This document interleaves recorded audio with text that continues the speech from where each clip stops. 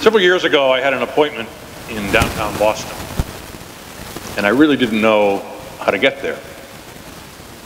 This was before I had a GPS, but we did have MapQuest. So I went on, and it told me exactly what to do. But MapQuest and the Big Dig were not friends. It's hard enough to read MapQuest when you're driving by yourself. So it was not recognizing one-way streets, and streets were closed, got hopelessly lost. In the gospel today, the three wise men, or the Magi, also get lost. They were off by 9 miles. They made their way to Jerusalem, but Bethlehem is 9 miles beyond it. So they stopped in Jerusalem to ask questions, how to get there, get directions. Some say they couldn't really have been men because they stopped and asked for directions. But that's another story for another time. The wise men probably knew about the prediction in Isaiah 60. That was part of the first reading that we had. At the time that Isaiah was proclaiming it, the Jews had been in exile in what is now the country of Iraq.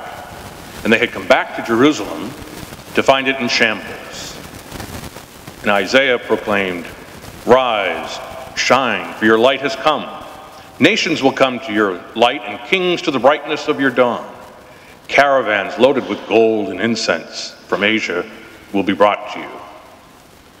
So you can see the connection as to why they stopped in Jerusalem and asked where the king was. But we know the story, that while they needed help in discovering the place where the newborn child lived, they finally made it to Bethlehem. Before they did, Herod, however, wasn't quite sure how to send them or where to send them. So he asked his own Magi, his own wise men, where is it that the Christ child is to be born? And they referred not to the prophet Isaiah, but to the prophet Micah. And Micah wrote, "From you, Bethlehem, shall come forth, and the one who is to rule Israel, whose origin is from God, will be born." So Herod tells them that side of the story, and that's why they set off in the direction that they did. A lesson that you and I can take from this feast is that we're all on a journey trying to find Christ present in our lives. Sometimes we need help, and at other times we need to help others find the Lord. Sometimes we can get discouraged and need to be reassured by others that things will work out.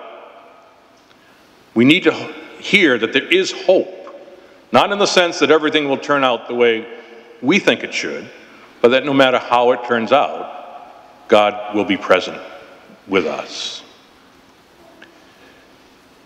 I recall being told once that our search for God mimics our game of hide and seek, especially if you have an older child, or maybe even an adult, playing with a very young child. And you would hope that the older child, or the adult, will help the young child find you. Sometimes you stick your leg out, or you cough so they can hear you.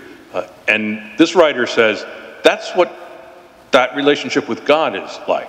God is the older child or the adult who wants us to find him and gives us all sorts of hints, not with a leg or a cough, but with nature, with other people, other experiences that we might have.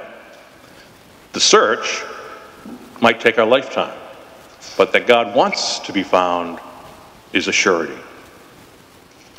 The MapQuest directions for Christian living are simple. Reach out to all our brothers and sisters as if they were the Christ child. And if we get lost, Christ always tries to get us home in the end.